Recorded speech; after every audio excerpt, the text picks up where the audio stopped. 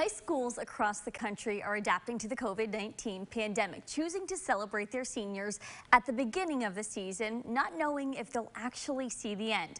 But last night at Farragut, the Admirals were celebrating much more than just their graduating class.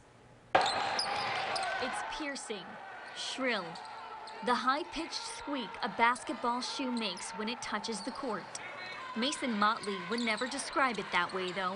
It's one of his favorite sounds. Throughout middle school, he was basically a starter all through middle school. You know, as a freshman, he came in, he was probably the best player in his class. Motley's freshman campaign ended early. A bone cyst first caught during his 8th grade year had reemerged, requiring a second surgery. He was getting ready to play summer ball when the doctors rang once again. The doctors called us in and they have to tell us something.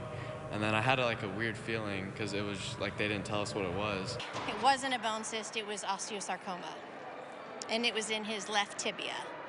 The squeaking came to an abrupt stop as the word osteosarcoma, cancer, rang through his ears. I just didn't believe it. I was like, there's no way. And even after they first told me, we had to wait for maybe 2 months on test results to see if it actually was or not. And the whole time I was just like, no, there's no way. I was like, I'll be fine. Mason had bone cancer in his left leg.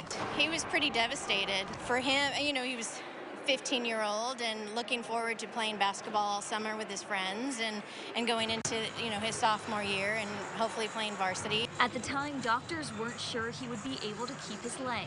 Playing high school basketball was all but out of the question to almost everyone but Mason. After the doctors told me I wouldn't be able to play, I texted all my really close friends, and I was like, I don't care what the doctors say, I'll be back on the court. Mason began chemotherapy treatments in July of 2017, undergoing surgery to rebuild his leg in September of that year. When he wasn't at Boston Children's Hospital for surgery or at East Tennessee Children's Hospital for treatment, he was at Lynn Sexton Gym. His goal every week going through chemos when basketball started his sophomore year was he wanted to get out early enough and feel well enough to be able to come to the games. You know, he has no hair, he's coming in, he's real frail, he's real thin, and he's coming. He doesn't feel good, and he's still coming. You know, and he's got to leave early because he doesn't feel good. You know, and those things, and you see that every day. But at the same time, you see him come back every day. On the days he couldn't come, the chemo just too much, somehow the sport he loved would show up when he needed a reminder to push through. I'll be out of it because of medicine or something, and then I'd hear the squeak of the shoes and running up the court and stuff, and then I'd look up and the TV would be on basketball. Mason finished chemotherapy in 8 months.